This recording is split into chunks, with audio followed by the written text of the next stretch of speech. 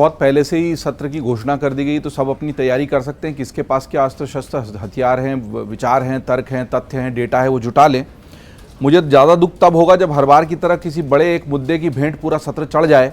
और जो इतने करोड़ों रुपए खर्च होते हैं, देश की संसद वैसे ही कम दिन चलती है, बाकी समय जनप्रतिनिधि हैं, व्यस्त हैं, अपने क्षेत्रों में जाएंगे, दूसरे भी कार्य हैं उसमें व्यस्त रहेंगे, ये माना जाता है। उसकी बजाय केवल यही करेंगे कि जब भी संसद आए, एक तो वैसे ही हम देख रहे हैं एक जो पिछला ट्रेंड आया था कि संसद सत्र शुरू होने के ठीक पहले विदेश से कोई टूल किट आ रही थी और वो टूल किट मुद्दा बन रही थी और उसी मुद्दे के भेंट पूरा सत्र चढ़ जा रहा था, चाहे हिंडनबर्ग की रिपोर्ट हो, चाहे कुछ भी हो। वो एक आध बार हुआ तो अपवाद माना गया, लेकिन जब देखा कि लगातार 2-3 सत्रों के पहले ठीक इसी तरह की घटनाएं हुई तो उसको पकड़ा भी गया, उस पर चर्चा भी हुई और ये समझ में भी आया कि कोई ऐसी विदेशी ताकतें या कोई लोग हैं जो चाहते हैं कि संसद देश की जो है वो इन्हीं विषयों पर चर्चा करके उलझ कर रह जाए और जिन विकास की बातों के लिए, कानून बनाने के लिए और कोई अन्य मुद्दों पर मुखर होने के लिए संसद बनी है उस पर न जाए। अगर इस तरह की घटनाएं चलती रहेंगी तो मुझे लगता है कि संसद की जो उपयोगिता वो भी कम होती है और देश के लोगों में भी खराब मैसेज जाता है। लेकिन ये बात बिल्कुल सही कि ऑपरेशन सिंदूर की चर्चा संसद में भी होनी ही चाहिए, चाहे वो विशेष सत्र के माध्यम से हो, चाहे वो जब पहला सत्र उसके बाद जो भी पड़ रहा है उसमें हो।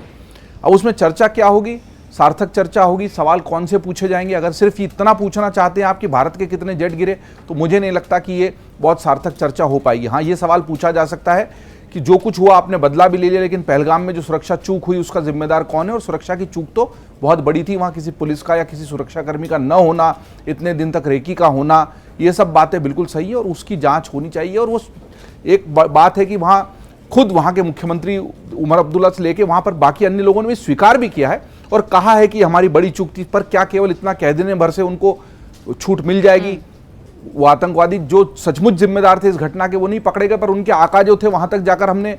संदेश तो दे ही दिया। एक बात ये भी आई थी कि ऑपरेशन सिंदूर जारी है तो किस रूप में जारी है। मुझे लगता है कि यह युद्ध केवल मिसाइलों का युद्ध और बम बारूद का युद्ध तो कभी नहीं था, यह मनोवैज्ञानिक युद्ध भी है और एक मनोवैज्ञानिक दबाव हमेशा बनाए रखना भी ऑपरेशन सिंदूर के जारी रखने की कवायद है कि अगर आपने अब किसी आतंकवादी घटना को भी अंजाम दिया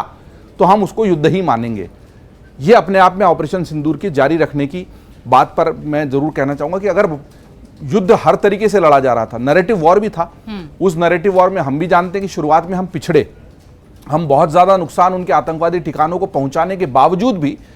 उस सूचना युद्ध का जवाब उतनी शक्तिशाली तरीके से नहीं दे पाए जितना हमने फिर बाद में दिया। हमने उसको कवरअप भी, और जो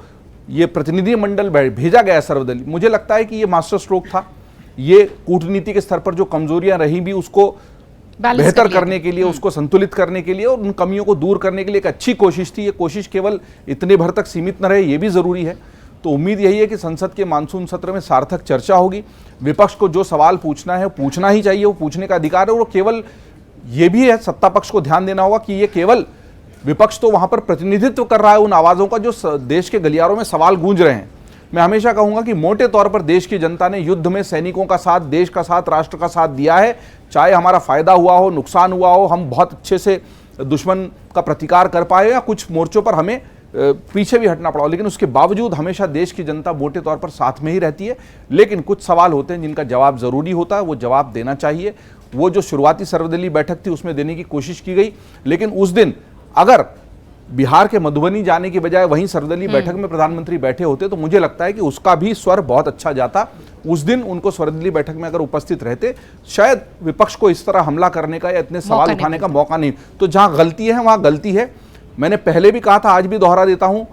सिंदूर को लेकर जब बहुत सारे प्रश्न पूछकर विपक्ष गलती करेगा और विपक्ष देश के उन लोगों के सामने छोटा और बौना साबित होगा जो लोग सेना के साथ और ऑपरेशन सिंदूर के साथ और उसके शौर्य के साथ खड़े हैं। वहीं अगर इसको राजनीतिक तौर पर बहुत ज्यादा निचोड़ने की कोशिश भारतीय जनता पार्टी और उसकी सरकार करती है तो वो भी सेल्फ गोल ही साबित होगा। अगर आप ये वीडियो YouTube पर देख रहे हैं तो हमारे चैनल को सब्सक्राइब कर बेल आइकन दबाएं और Facebook पर देख रहे हैं तो हमारे पेज को लाइक करें।